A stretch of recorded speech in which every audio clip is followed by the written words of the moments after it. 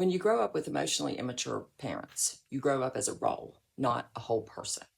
You learn very early on that your needs are not as important as the emotional climate of the house.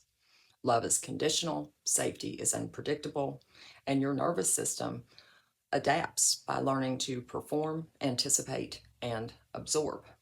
In homes like this, the self is not something that you get to develop, it's something that you must postpone. You learn to perform before you could feel. You learn to scan the room before you scan the state of your inner world. These survival strategies solidify into what looks like a personality, but it's really just a collection of adaptations. Obligation trains you to put other people's needs before your own. Fear trains you to constantly monitor yourself. Performance trains you to earn approval instead of live in truth. These strategies may make you functional, even successful, but they quietly disconnect you from your inner self. Many children of emotionally immature parents discover as adults they don't know who they are outside of usefulness. They know how to be competent, they know how to be low maintenance or impressive. But once there's no crisis or chaos and no one to please, they're often left with a deep and unsettling question: who am I when no one needs me for anything? The absence of chaos does not feel like freedom at first. It feels like emptiness because a nervous system trained for survival experiences stillness as danger. This is why healing can feel disorienting and even frightening.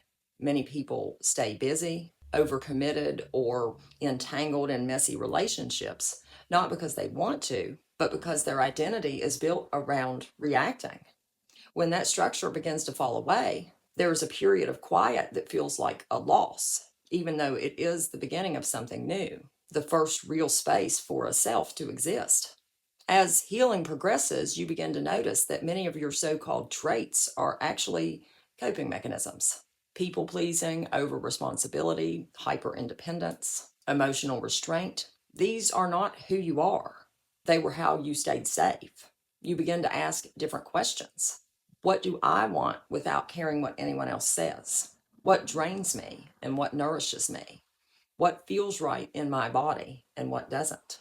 You stop living primarily as a response to other people, and this change is threatening to emotionally immature parents. They don't experience your growth as growth, they experience it as loss of control. They don't miss you, they miss the role you played, the function you served, the emotional labor you provided.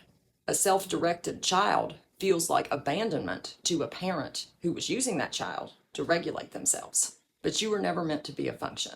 You were never meant to be a mirror, a stabilizer, or a supply.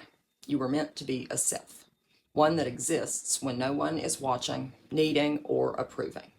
Learning who you are outside of fear, obligation, and performance is not about becoming someone new. For many survivors, it's about becoming someone at all for the very first time. Have a good day.